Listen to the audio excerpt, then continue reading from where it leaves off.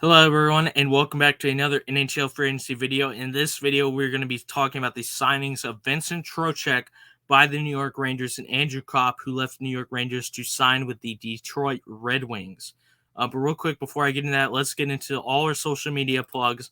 We're on Facebook at Review and Preview Sports, Instagram at Review and Preview. We're on Twitter at Review Preview 1, Anchor, where our podcast is, anchor.fm/Review and Preview.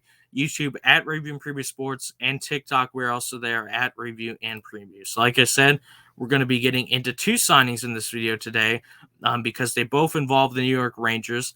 Vincent Trocheck signing with the New York Rangers on a 7-year contract at a $5.625 million AAV, and Andrew Copp signing with that exact same AAV, but only for 5 years with his hometown Detroit Red Wings. Andrew Copp, he was in the U.S. developmental team, and he was also an attendee at the University of Michigan. So wanted to go back to his hometown team. Before I get into Andrew Copp, though, I want to talk about the Vincent Trocheck side of this deal, going to the New York Rangers. So I'm going to get the New York Rangers cap situation up real quick. Actually, before I do that, I'm going to talk about the Hurricanes cap situation because that is a team Trocheck has left. They have $4 million left in projected cap space, $78.4 million, which is, like I said, $4 million below the $82.5 million salary cap that the NHL has in place this season. I think that I expect that to rise the next few seasons. Less escrow as well will put more money in the players' pockets, which long term will be better for the game. But for right now, it's only $82.5 million. They're $4 million below. They have control of the next 3 years of first round picks for them. They have 2 seconds, 2024. They got one from the Flyers very recently as well, only last week, and they have a third this year from the Flyers as well, which is conditional and could upgrade to something else. But for the Hurricanes, very good team. They did lose in the second round to, funnily enough, those New York Rangers that Trocheck just went to in 7 games. And they have some very good players. Aho, $8.4 million for the next 2 years. He's going to get a big contract. I think he'll only be 26 when that comes up. He's a superstar, absolute stud. Same thing with Svechkov, 22 years old, $7.75 million for the foreseeable future. They just traded for Max Pacioretty as well yesterday, $7 million. He's a UFA after next season. Jordan Staal, who's their captain, been there a very long time, ever since the Penguins traded him there for Derek Pouliot at the number 8 overall pick, which well, as a Penguins fan, let's just say that did not work out for us. Jordan Staal has been very good for the Hurricanes, very loyal player to them. He's a UFA after this year. He's their captain. We'll see what happens there with him. Toivo Teravainen, $5.4 million for the next 2 years. They did have that offer sheet for Jesperi Kotkaniemi from the Canadiens last year, and he has now been signed to a $4.82 million contract for the foreseeable future. And other than that, Jesper Foss, Martinuk, Andre Kasha, Seth Jarvis, Lane Peterson, manageable contracts, definitely, some depth guys, although Jarvis is a bit younger. He was a draft pick 2 years ago for them, so we'll see what happens with him.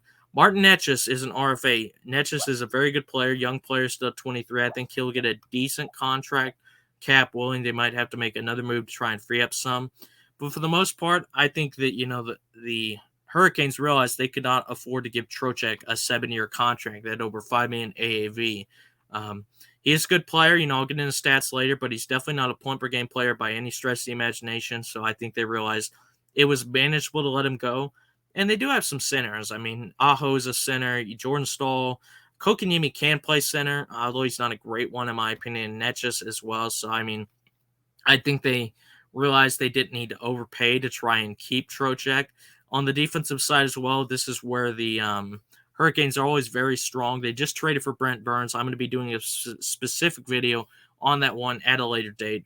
But they still have Jacob Slavin at $5.3 million for the next 3 years. Because the Sharks did retain 33% of Brent Burns' salary, $5.28 million for the next 3 years is a lot more manageable than what his contract used to be.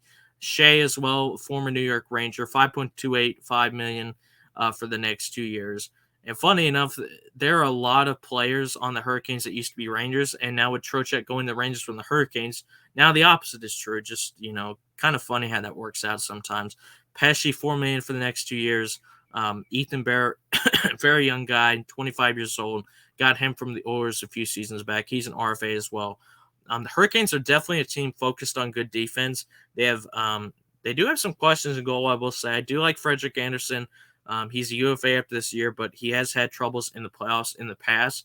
Ronta actually started most of their playoff games because Anderson was out, and Ronta's mostly a career backup. He had some good games, and then he has some not so good games, and unfortunately, later in the Rangers series, he had some not so good games that ended up eliminating them, unfortunately. But definitely some question marks at goal in the goaltender room, excuse me. But the defense is very solid. They also have Jake Gardner coming back from LTIR. We'll see how he does. He's a UFA next year as well. But for the Hurricanes, I think it makes sense not to sign Trocheck. They have, a lot of options in the forward core, and they have a very good defensive still. So I think that letting Trocheck go, who I'll put up his stats real quick here, just to kind of show the player he is. He's a very solid player, not a bad player by any means. Definitely a good second liner, which is I think what the New York Rangers are looking for. 51 points in 81 games last year, plus 21, 20 goals scored. He had 30 assists as well. But like you see there, they're in a 78 points in 559 games played. This is not a guy that's going to come close to point per game. He did have 75 points in 82 games when he was on the Panthers back in 2017-18. But other than that, we can kind of see that looks like an outlier because, for the most part, his best seasons other than that are, low to mid 50s, which is what he had last year. And as we look at the New York Rangers cap situation side of it, as they bring Vincent Trocheck in, he is signed to a 7-year contract for them, which at his age, 29, shouldn't be a problem. I mean, going till 36, unless he has a major injury or he falls off big time, $5.625 million is not terrible, especially as the cap will go up.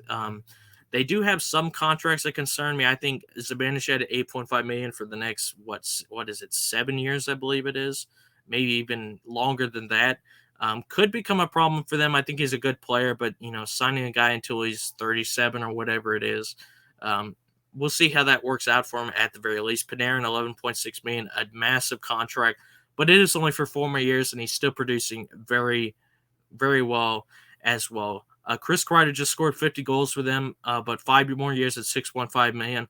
I think that'll be a very problematic contract. I think Kreider had a career year, and I don't think he's ever going to come close to 50 goals scored ever again. So I think that's a contract they would probably want to move, but I don't know if they can. So we'll see what happens there. Gaudreau, $3.6 million for 5 more years.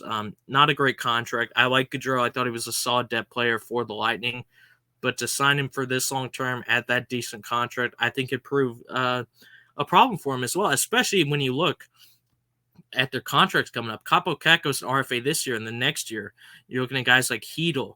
Lafreniere, a former number 1 overall pick, as well is an RFA. So, I mean, those guys are going to want decent contracts.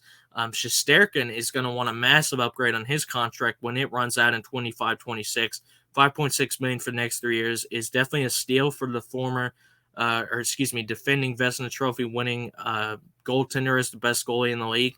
But Adam Fox, $9.5 million, massive contract. Jacob Trouba, $8 million for 4 more years. Not a fan of that contract at all. Lindgren, Miller, and Schneider, all pretty young guys. They're going to be RFAs in the next few years. So I think for the Rangers, bringing in Trocheck in there, I don't think the contract itself is terrible, but with only $4.8 million in cap space, they have some massive contracts coming up that they need to try and give young guys contracts to, guys like Lafreniere that I mentioned, Miller and Schneider on the defensive core as well. Capo Kakko this year, let alone. They have some big contracts coming up, but they did let Andrew Copp go to bring Trocheck in. Andrew Copp was a trade acquisition from the Winnipeg Jets for them. They gave up a conditional second, which did upgrade to a first, so the Rangers did not have a first-round pick this year. But looking at the Detroit Red Wings side of it, like I said, Andrew Copp is going to his home team. He went to the University of Michigan. He grew up he played in the U.S. developmental team as a prospect. This is his hometown team, and I think he definitely wanted to go home. Now, the Red Wings are a team I love what they're doing. Steve Yzerman at GM is a genius. He was a big part of building up the Lightning to what they are now today. And the Red Wings are in a very healthy position with over $10 million to go left in cap space. They have control of pretty much all their picks the next 3 years. They also have a second this year from St. Louis. So, and they always draft fantastically well. Their scouting network is insane. Larkin is a UFA after this year. He is their captain, $6.1 million. We'll see if they try and give him another contract. with the Copp signing 5 years. I mean, he's only 28, so to take him to his 33 is not bad at all. And 5.625 million is a manageable contract. Vrana as well, 2 years at 5.25 million to go. Bertuzzi is a UFA. Now, I think almost 5 million for Bertuzzi is a bit of overpay, so we'll see if he takes a pay cut for his next contract or if he wants another contract similar to that, in which case I think they would consider either trading him before he becomes a free agent or they just let him walk. Perron, they just signed from the Blues, 2 years at 4.75 million AAV. They have a couple of free agents coming up next year as well, guys like Sunkfist, Pius Suter, and Adam Ernie. But for the most part, they did sign Dominic Kubalik as well just recently from the Blackhawks, 2 years, $5 million contract. But for the most part, I think the Red Wings cap situation is very healthy. They have a couple RFAs coming up. Philip Zadina is a big guy for them, number 6 overall in the 2018 draft. They'll need to give him a contract. Lucas Raymond and Michael Rasmussen as well, young guys for them, especially Raymond. He was a big draft pick for them a year or two back. I believe 2 years ago, actually. I think it was 2020. But on the defensive side, Ben Sherrod, $4.75 million for 4 years. I think that's a massive overpay for them. Philip Hronik is a young guy, $4.4 million for the next year. So he'll be an RFA as well. So we'll see what happens there. And that, they have a lot of UFAs. The main one for them, though, Moritz Seider. This guy's absolutely phenomenal. He just won the Calder. He's only 21 years old. He's German as well, so he scores a lot of points in my book since I am German. But he's still on his, entry-level contract, RFA. He's going to want a massive contract extension. And I think he deserves it because last year, he did win the Calder Trophy as the league's top rookie. And he's pretty damn good. I mean, 50 points in 82 games on a Red Wings team that was not great. They're definitely going to have to save up room to re-sign him. They did just sign Ville Husso from the St. Louis Blues, $4.75 million for the next 3 years to be their starter. Alex Nedeljkovic, funny enough, another former Carolina Hurricane. We're mentioning the Hurricanes a lot in this video. Will probably be their backup. They also have Robbie Fabry on injured reserve, 3 years at $4 million each. But the Red Wings looking very healthy, and they had enough space left on their cap to give Andrew Copp a solid contract for the next 5 years. And looking at Copp's stats real quick, I'll just get it up real quick. Last year, I believe he scored 53 points in 72 games. Yes, he did. Plus 15. He was traded to the Rangers at the deadline and was a very good player for them. He scored 18 points, 16 regular season games. He was a plus 13. 53 points is a career high, so we'll see if he can repeat that or not. But he's a very good player. He was a pretty big piece of the Rangers playoff run. He scored 14 points in 20 playoff games for them this year. Was a -2, 5 even strength goals, and almost 20 minutes time on ice. So we'll see what happens from both sides. I think for the Rangers, they want to get Trocheck in because they desperately need a second-line center. My good buddy Brian Tard, massive Rangers fan, probably the biggest Rangers fan I know, has been pounding that, that they need a second-line center for God knows how many years. And they think Vincent Trocheck will be their guy, giving them that 7-year contract. For the Red Wings, I think they have more than enough cap to bring in Copp, who is a good player. And I think Andrew Copp wanted to go home to his hometown team. So we'll see how it goes. For both guys, they're getting identical 5.625 million AAVs. Trocheck for 7 years, Copp 5. I think they're both pretty decent signings. The cap hits aren't terrible.